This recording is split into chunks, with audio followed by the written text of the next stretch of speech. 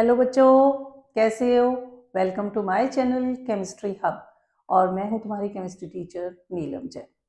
हम लोग acid base and salt chapter बेटा पढ़ रहे हैं। उसमें आज मैं लास्ट टॉपिक पे पहुंच गई हूं और उसमें दो टॉपिक आज हम करेंगे। एक है plaster of Paris and second one is water of crystallization. ठीक है, तो चलो पहला करते हैं प्लास्टर ऑफ पेरिस।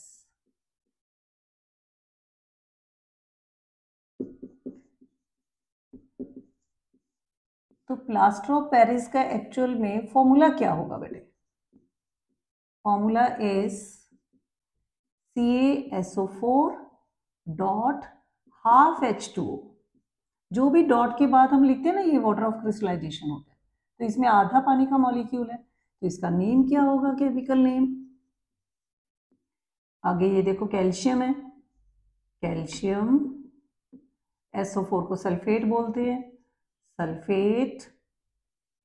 हाफ को बोला जाता है हेमी और पानी को बोलते हैं हाइड्रेट। तो इसका केमिकल नेम हुआ प्लास्टर ऑफ पेरिस का कैल्शियम सल्फेट हेमी हाइड्रेट। ये बनाते किससे हैं, इसके लिए रॉ मटेरियल क्या है? वो होते हैं जिप्सम। तो जिप्सम का फॉर्मूला क्या होगा? CaSO4 dot 2H2O।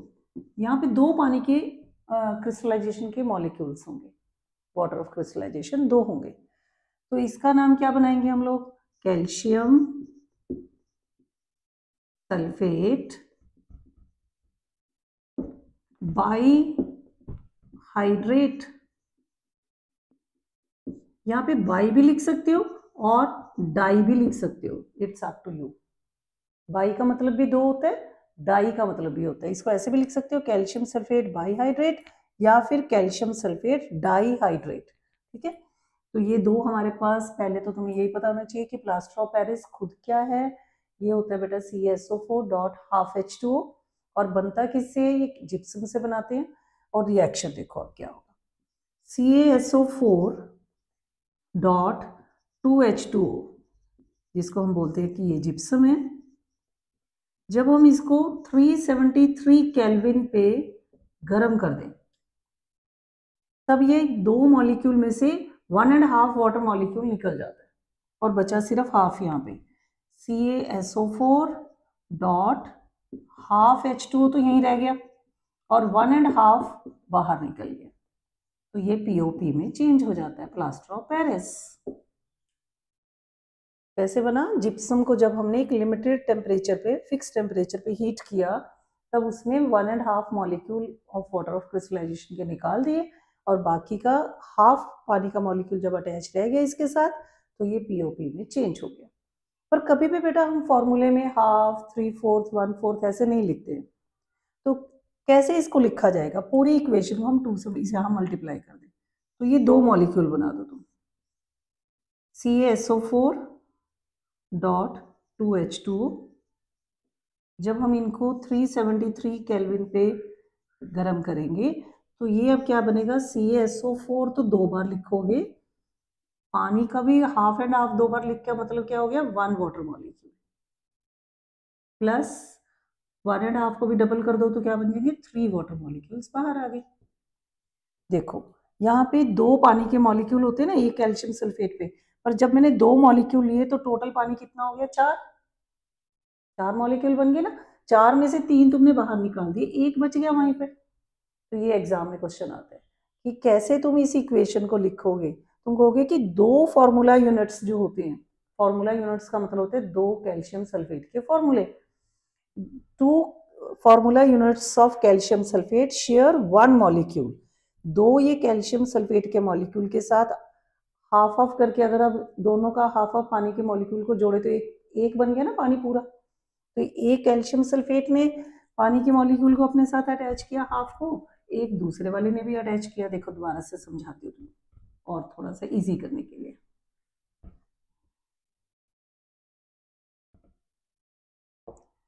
CaSO4 का एक मॉलिक्यूल था, इसने अपने साथ हाफ पानी का मॉलिक्यूल अटैच किया हुआ। फिर दूसरा भी ले लो CaSO4, उसने भी हाफ ही अटैच कर लिया। अब दोनों इक्वेशंस को प्लस कर दो। तो ये तो 2 बार हो गया अपने पास, ये हाफ और हाफ मिलके क्या हो गया 1 वाटर मॉलिक्यूल। तो यही तो मैं बता रही हूँ कि जब 2 फॉर्मूला यूनिट्स 1 मॉलिक्यूल को शेयर करे तो अपने पास प्लास्टर ऑफ पेरिस बन जाता है। तो ये एनसीईआरटी में क्वेश्चन आता है कि तुम इसको कैसे रिप्रेजेंट करोगे इस फॉर्मूले को। ठीक है, अब लास्ट है कि हमें ये देखना है कि इसको, इसके यूजेस क्या क्या होंगे प्लास्टर ऑफ पेरिस के, और साथ में पीओपी के। मेन तो हमने पीओपी के ही करने हैं। Uses of POP plaster of Paris, एक तो सिंपल सबको पता ही है बेटा, इससे ट्वाइस बनते हैं। सेकेंड, फॉल सीलिंग, घरों में जो ऊपर छत के ऊपर थोड़ा थोड़ा ऐसे डिजाइन सा नहीं बनवाते है ना, फॉल सीलिंग के काम आता है। थर्ड, जो बहुत इंपॉर्टेंट है, it is use to apply the plaster on the fractured bone. अगर कभी हम गिर जाते हैं, अपनी हड्डी उड्डी टूट जाती है, तो फिर हम डॉक्टर के पास जाते हैं कि प्लास्टर कर दो जी हमारे हाथ पे, हाथ टूट गया या पैर टूट गया, जो भी चीज़ है। तो डॉक्टर क्या करते हैं बेटा, तो यहाँ पे पहले अपन लिख लें, it is use to apply plaster on fractured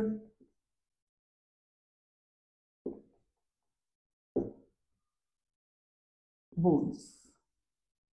अब डॉक्टर लोग क्या करते हैं बेटा, दोबारा से वो पीओपी को लेते हैं, बस एक 10 रुपए का पीओपी का पैकेट लेके आए, तो पीओपी का फॉर्मूला क्या होता है, CaSO4 डॉट हाफ H2, वो उसको 1.5 वाटर मॉलिक्यूल उसमें ऐड कर देते हैं पहले ही पानी में डाल के। जब इसके अंदर ये डाल दिया तब अपने पास क्या बन गया, CaSO4 डॉट 2H2, CaSO4 के अंदर वापस डाल दिया ना, देखो ये हाफ तो इसके पास खुद ही था, 1.5 वाटर वापस ऐड कर दिया, तो ये जिप्सम में क्रिएट हो गया। अब बस डॉक्टर ने इतना ही काम किया था राजे। अब उसके बाद जिप्सम के अंदर वो छोटी छोटी पट्टियां सी ऐसे पानी में भिगो के, जो जिप्सम वाला मिक्सचर है वो फ्रैक्चर्ड बोन के ऊपर लगा देना, और फिर ये जिप्सम तो एकदम हार्ड हो जाता है। कभी हम किसी के घर में, कभी किसी का एक्सीडेंट हो जाए तो लोग जाते हैं वहाँ पे और उसके प्लास्टर के ऊपर लिखाते हैं गेट वेल सून, है ना, क्योंकि वो बहुत ज़्यादा हार्ड मटेरियल हो जाता है। अल्टीमेटली तो ये काम हमारी बॉडी में ही ठीक करना था।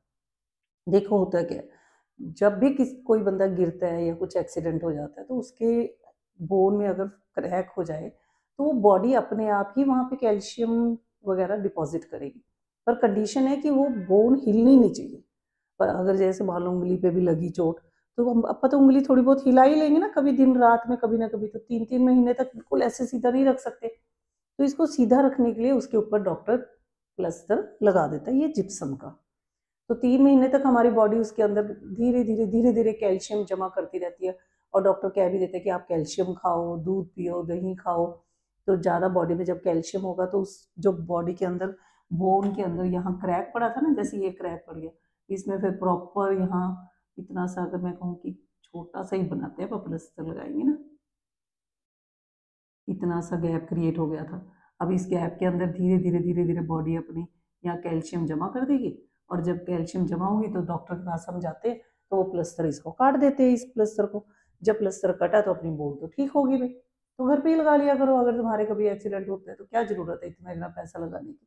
जिप्सम लेके आओ, ये जिप्सम नहीं, पीओपी लेके आओ, और पानी में डाल के कोई भी पुराना कपड़ा उसमें बीच में भिगो के प्लास्टर लगा लो, और आराम से जब वो सूखेगा तो अपना 2-3 महीने के बाद उसको फिर पानी में डिप करो और पट्टियाँ वापस उतार लो और प्लास्टर लगा के ठीक हो जाओगे। तो है ना, सिंपल सा इजी काम ही है।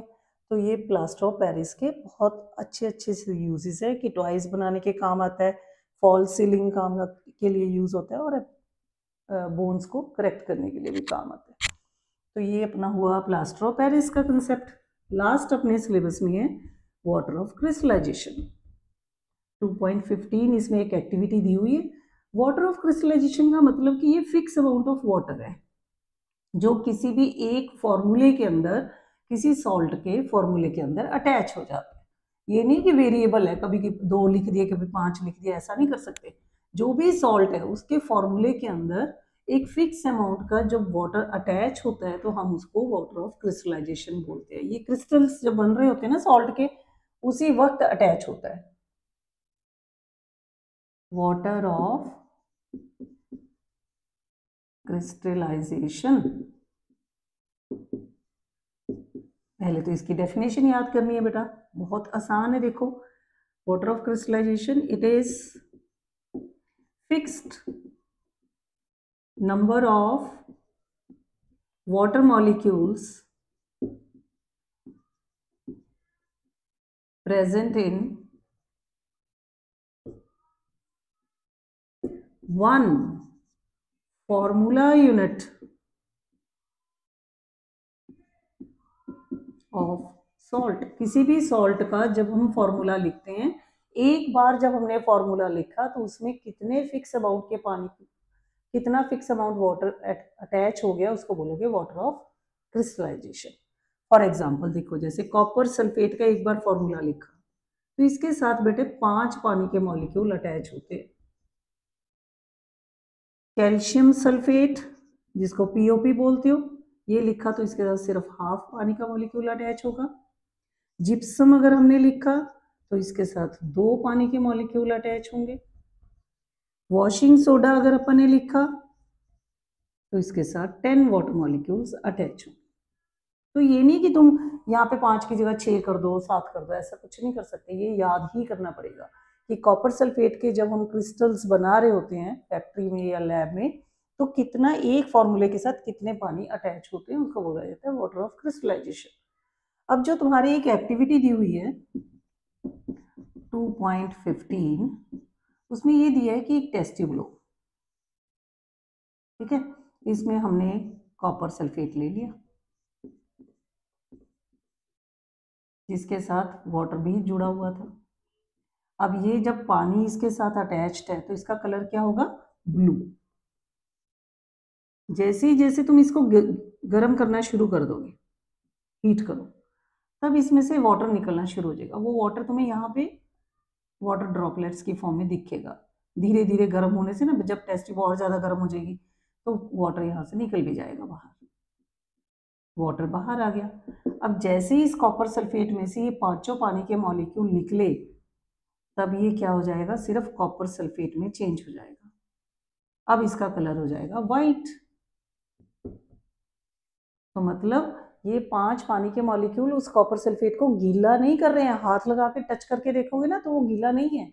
ये उन्होंने एनसीईआरटी में पूछा कि क्या ये वाटर ऑफ क्रिस्टलाइजेशन सॉल्ट को गीला कर देते, तुम कहोगे नहीं नहीं गीला नहीं, वो तो सूखा ही होगा, पर उसका कलर चेंज कर देता है या उसकी शेप चेंज कर देता है।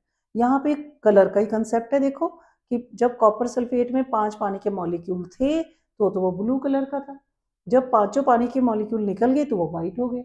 अब इसको तुम रिवर्स भी कर सकते हो, व्हाइट वाले में वापस तुम 5 पानी के मॉलिक्यूल ऐड कर दो, ऐड 5 वाटर मॉलिक्यूल। ये नहीं कि हमने कोई काउंट करना है, बस ऐसे कुछ थोड़ा सा पानी का छिट्टा डाल दो उसमें, वो अपने आप ही अपने हिसाब से 5 पानी के मॉलिक्यूल एक एक कॉपर सल्फेट का फॉर्मूला ले लेगा। जैसे पानी ऐड करोगे तो फिर ये ब्लू कलर का हो जाएगा, फिर ब्लू को गर्म कर दो, पानी निकला, व्हाइट हो जाएगा। तो ये रिवर्सिबल रिएक्शन है। तो ये तो हम कहीं पे मॉइस्चर भी है कि नहीं उसको भी चेक कर सकते हैं।